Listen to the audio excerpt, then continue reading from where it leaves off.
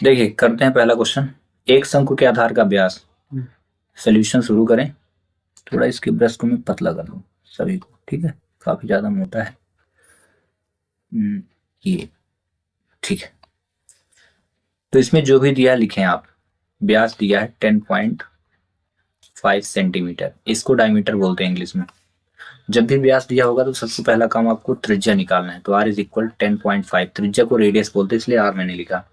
और त्रिज्या जब निकालते हैं तो व्यास में 2 का भाग करते हैं, इसलिए मैंने यहाँ 2 लिखा डिवाइड पे, ठीक है। बस इतना रखना बस है और कुछ नहीं करना, डिवाइड नहीं करना है। फिर आगे पढ़ते हैं। इसकी त्रिज्या कुछ आएगी, इसको बोलते हैं स्लैंट हाइट और इसको यल से व्यक्त करते हैं, ठीक है। डायमीटर को d से व्यक्त करते हैं और इसको रेडियस को जो हमने निकालो त्रिज्या है r से। स्लैंट हाइट दी है यानी यल की वैल्यू दी है, वो कितने दी है 10 सेंटीमीटर दिया, ठीक है। तो बोला है इसका पृष्ठीय क्षेत्रफल ज्ञात कीजिए, यानी कि इसका शंकु का मतलब CSA ऑफ कोण निकालना है और इसका फार्मूला होता है पाई आर एल, ठीक है। यहाँ आप लिखिए शंकु का पृष्ठीय क्षेत्रफल, शंकु का इंग्लिश मीडियम वाले लिखें CSA ऑफ कोण, शंकु का पृष्ठीय क्षेत्रफल पाई आर एल, ठीक है। देन इसके बाद यहाँ पे आप पाई की वैल्यू इसमें दी नहीं है, आपको हमेशा रखना है 22/7, याद रखना, रट लेना है ना। पाई कभी भी दिया हो तो उसमें क्या रखेंगे आप 22/7, इसको रट ही लेना, ठीक है। अगर ना दिया हो तो कभी कभी क्या होता है कि पाई की वैल्यू दी भी रहती है, और जब दी रहेगी तो पाई की वैल्यू इस प्रकार दी रहेगी, ठीक है। पाई इज इक्वल दिया रहेगा 3.14। तो जब ये दिया हो तो इसको रखना और जब ना दिया हो तो इसको रख लेना, ठीक है। अब अगले स्टेप पे क्या करना है, यहाँ इक्वल लगाना। उससे पहले r की वैल्यू, r का मान कितना दिया देखो, ये व्यास है, त्रिज्या कितना मैंने लिया 10.5/2, तो आप लिखो 10.5/2 इंटू, इनके बीच में कुछ चिन्ह नहीं दिख रहा ना इसलिए गुना लगाते जाना, ठीक ना, मल्टीप्लाई।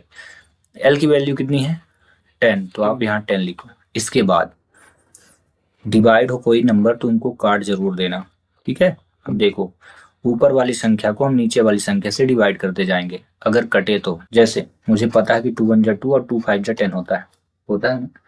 देखो ये नीचे संख्या के ऊपर ऐसे ही कटेगा, ऐसे ही इससे काटते हैं 7 एकम 7 और 7 से इसको काटते हैं 7 एकम 7, 3 बचा तो 7 पना 35, 15 7 105 होता है ना, इसलिए 105 कट गया। एक अंक बाद दशमलव लगा था ना यहाँ, तो यहाँ भी लगा देना, ठीक है।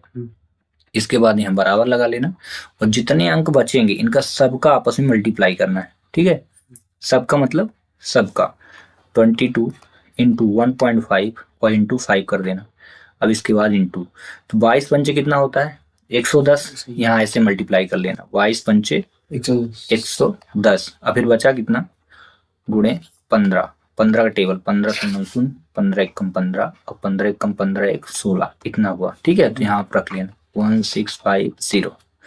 ये एक अंक बाद दशमलव लगा था ना, तो यहाँ लगा देना। और जब इतना हो जाएगा तो लास्ट में लिख देना 165।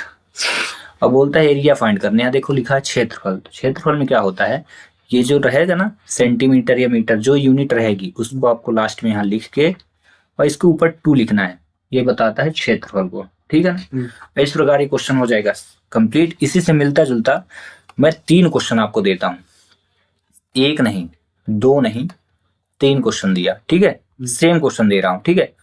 व्यास जो है व्यास वहां 10.5 था तो मैंने 14 मीटर दे दिया, ठीक है। एल की वैल्यू उसमें 10 दी थी तो एल को मैंने 7 दे दिया, ठीक है। फिर से व्यास दिया मैंने 7 मीटर और एल का मान जो दिया वो मैंने 12 मीटर दे दिया, ठीक है। एक क्वेश्चन और दे देता हूं कि व्यास जो है व्यास वो 35 मीटर की है, सेंटीमीटर दे दिया, और जो यल का मान है ना, एल का मान मैंने 20 सेंटीमीटर दिया। तो आपको एक ही काम करना है, आपको पता नहीं होगा मैं बता देता हूँ। वक्र पृष्ठीय क्षेत्रफल किसका निकालना है, शंकु का। ये शंकु दिया है ना, और इसका फार्मूला याद रखना, CSA ऑफ कोण क्या होता है, शंकु का पृष्ठीय क्षेत्रफल बराबर पाई आर एल, ये है फार्मूला और इसी को लिखना है, ठीक है। तो आई होप कि आपको समझ में आ गया होगा, ठीक है ना। चलिए मिलते हैं नेक्स्ट वीडियो में, थैंक्स फॉर वॉचिंग।